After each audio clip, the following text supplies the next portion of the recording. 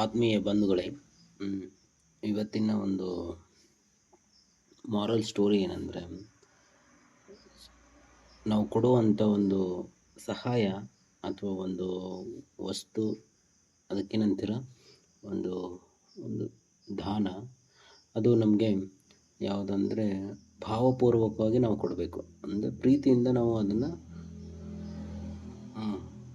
ಕೊಡಬೇಕು. ಅದೇನೋ ಒಂದು ಗಾದೆ ಇದೆಲ್ಲ, ಬಲಗೈಯಿಂದ ಕೊಟ್ಟದ್ದು ಎಡಗೈ ಗೊತ್ತಾಗಬಾರ್ದು ಅಂತ. ಸೊ ಅದೇ ರೀತಿ ನಾವು ಮಾಡುವಂಥ ಸಹಾಯ ಒಂದು ಪ್ರದರ್ಶನ ಅಲ್ಲ.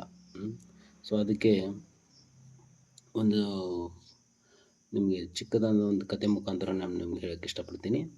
ಸೊ ಒಬ್ಬ ವ್ಯಾಪಾರಿಯು ದಿನಾಲೂ ಒಂದು ಈ ಊರಿಂದ ಬೇರೆ ಊರಿಗೆ ವ್ಯಾಪಾರ ಮಾಡೋಕ್ಕೆ ಹೋಗ್ತಾನೆ. ಸೊ ದಾರಿ ಮಧ್ಯೆ ಒಂದು ಕಾಡಿರುತ್ತೆ. ಸೊ ಅದಕ್ಕೆ ಅವನಿಗೆ ಸ್ವಲ್ಪ ತುಂಬ ಭಯ ಆಗುತ್ತೆ. ಯಾಕೆಂದರೆ ಅವನ ಕಡೆ ಸ್ವಲ್ಪ ಏನೋ ಬಂಗಾರ ಮತ್ತು ವಸ್ತು, ಹಣ ಇದೆಲ್ಲ ಇರುತ್ತೆ. ಸೊ ಅದಕ್ಕೆ ಯಾರಾದರೂ ಅವನಿಗೆ ಬಡಿದಿಸ್ಕೋಬೋದು ಅನ್ನೋ ಒಂದು ಭಯ ಇರುತ್ತೆ ಅವನಿಗೆ. ಸೊ ಆಗ ಅವನು ಏನು ಮಾಡ್ತಾನಂದರೆ, ಆ ಟೈಮ್ದಲ್ಲಿ ಒಬ್ಬ ಸನ್ಯಾಸಿ ಬರ್ತಾನೆ. ಸನ್ಯಾಸಿ ಬಂದರೆ ಅವ್ನಿಗೆ ಸ್ವಲ್ಪ ಖುಷಿ ಆಗುತ್ತೆ. ಸನ್ಯಾಸಿ ಬಂದಿದ್ದಾನೆ, ನನ್ನ ಇಬ್ಬರು ಕೂಡ ಹೋಗ್ಬೋದು ಅಂತ ಒಂದು.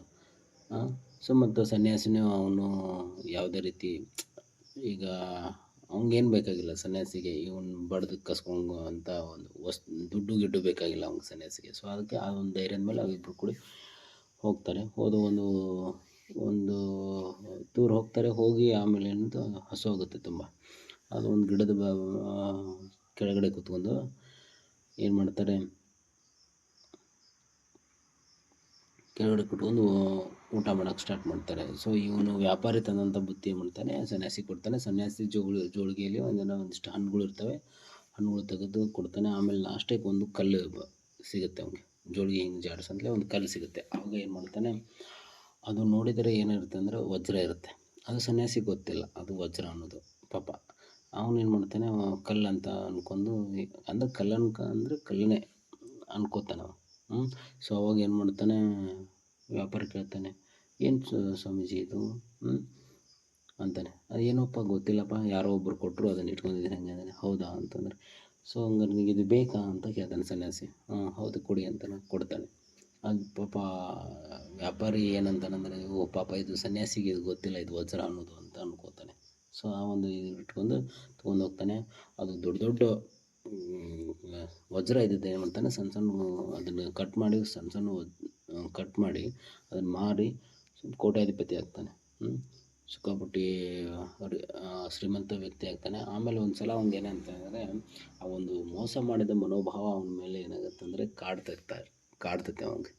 ಸೊ ಕಾಡಂತಲೇ ಏನು ಮಾಡ್ತಾನೆ,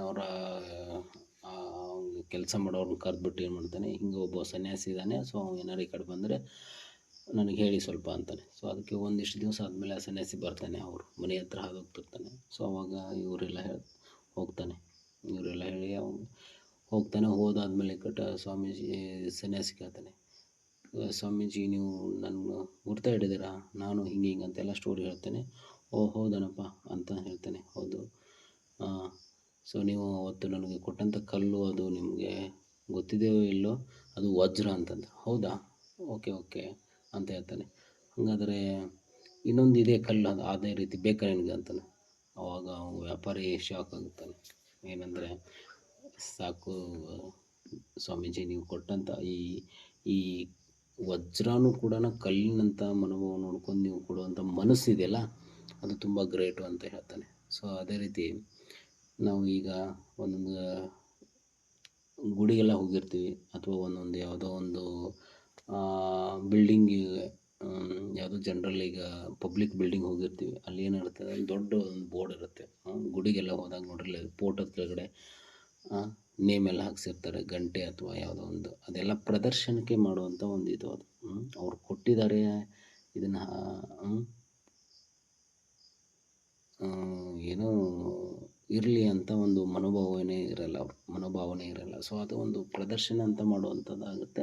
ಸೊ ಆ ರೀತಿ ನಮ್ಮದು ಆಗಬಾರ್ದು ಅನ್ನೋದೇ ಈ ಒಂದು ಕಥೆಯ ಮುಖಾಂತರ